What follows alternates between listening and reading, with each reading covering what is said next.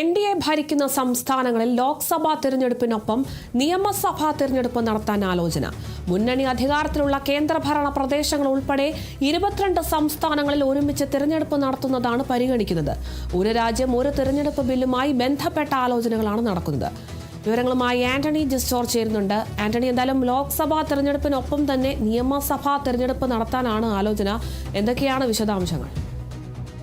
BJP മുന്നോട്ട് വെച്ച ഏറ്റവും പ്രധാനപ്പെട്ട ഒരു നിർദ്ദേശം അല്ലെങ്കിൽ ഒരു നീക്കമാണ് ഒരു രാജ്യം ഒരു തെരഞ്ഞെടുപ്പ്. അതായത് രാജ്യത്തെ ലോക്സഭാ നിയമസഭാ തെരഞ്ഞെടുപ്പുകൾ ഒരുമിച്ച് നടത്തുക. ഇപ്പോൾ പല സംസ്ഥാനങ്ങളിൽ നിയമസഭാ തെരഞ്ഞെടുപ്പ്, വേറെ സമയത്തും ലോക്സഭാ തെരഞ്ഞെടുപ്പ്, അങ്ങനെ പല സമയങ്ങളിലായാണ് തെരഞ്ഞെടുപ്പ് നടക്കുന്നത്. പക്ഷേ അതിന് പകരം ഒരു രാജ്യത്തെ രണ്ട് തെരഞ്ഞെടുപ്പുകളും നിയമസഭാ ലോക്സഭാ തെരഞ്ഞെടുപ്പുകളെല്ലാം തന്നെ എല്ലാ സംസ്ഥാനങ്ങളിലും ഒരുമിച്ച് നടത്തുന്ന ഒരു ബില്ല് BJP അവതരിപ്പിച്ചിരുന്നു. അത് വലിയ പ്രതിഷേധത്തിനൊക്കെ ഇടയാക്കുകയും പിന്നീട് ഉപരാഷ്ട്രപതിയായിരുന്ന രാംനാഥ് കോവിന്ദ് അധ്യക്ഷനായ സമിതി അത് സംബന്ധിച്ച പഠനം നടത്തുകയും റിപ്പോർട്ട് കേന്ദ്ര സർക്കാരിന് സമർപ്പിക്കുകയും ചെയ്തിരുന്നു. അതുമായി ബന്ധപ്പെട്ട് പാർലമെന്റിന്റെ സമിതി അടക്കം പരിശോധനകൾ തുടരുകയും ചെയ്യുകയാണ്. അതിനിടയിലാണ് ഈ ബില്ല് പാസ്സായില്ലെങ്കിൽ ഇത്തരമൊരു നീക്കം. അതായത് ഇപ്പോൾ BJP ഭരിക്കുന്ന ഏതാണ്ട് 22 സംസ്ഥാനങ്ങളുണ്ട്, കേന്ദ്രഭരണ പ്രദേശങ്ങൾ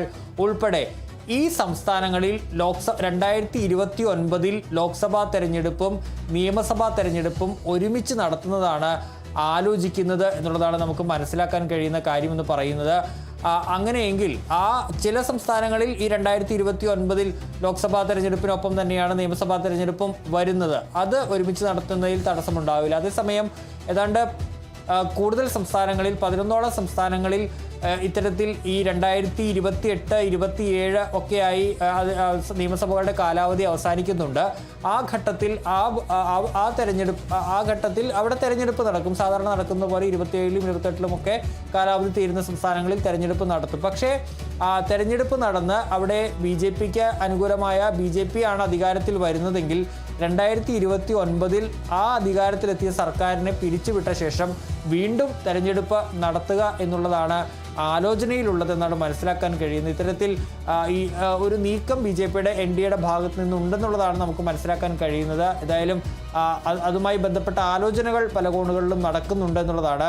ഏതായാലും 2029 22 സംസ്ഥാനങ്ങളിൽ ഇത്തരത്തിലൊരു ആലോചന ഉണ്ട്. അത് ഗുജറാത്ത് അടക്കമുള്ള സംസ്ഥാനങ്ങളിൽ കാലാവധി വരും വർഷങ്ങൾ അവസാനിക്കുകയാണ്. 2029 മുമ്പ് കാലാവധി അവസാനിക്കും. അങ്ങനെയെങ്കിൽ അവിടെ തെരഞ്ഞെടുപ്പ് നടന്ന ശേഷം വീണ്ടും ഈ 2029 ലോക്സഭാ തെരഞ്ഞെടുപ്പ് വരുന്ന ഘട്ടത്തിൽ വീണ്ടും തെരഞ്ഞെടുപ്പ് നടത്തുന്നതാണ് ഇപ്പോൾ ആലോചിച്ചുകൊണ്ടിരിക്കുന്ന ഒരു കാര്യമെന്ന് പറയുന്നത്. ഏതായാലും ഒരു നിർണായകമായ നീക്കമാണ് NDA ഇക്കാര്യത്തിൽ നടത്തുന്നത്. അതിനോട് അതേസമയം പ്രതിപക്ഷം അനുകൂലമായി പ്രതികരിച്ചിട്ടില്ല. കാരണം ഇങ്ങനെ അഭ്യൂഹങ്ങളുടെ അടിസ്ഥാനത്തിൽ ഒരു പ്രതികരണം വേണ്ട എന്നുള്ളതാണ് കോൺഗ്രസ് അടക്കമുള്ള പാർട്ടികളുടെ ഒരു തീരുമാനമെന്ന് പറയുന്നത്.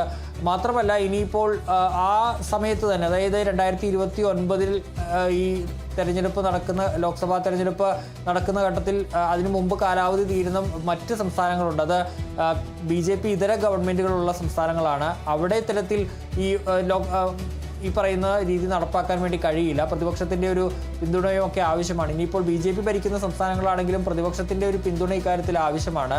ഏതായാലും ഇത്തരമൊരു നീക്കം ആലോചനയിലുണ്ട് എന്നുള്ളതാണ് നമുക്ക് മനസ്സിലാക്കാൻ കഴിയുന്ന ഒരു കാര്യം. ഏതായാലും അത്തരം റിപ്പോർട്ടുകൾ പുറത്തേക്ക് വരികയും ചെയ്യുന്നുണ്ട്.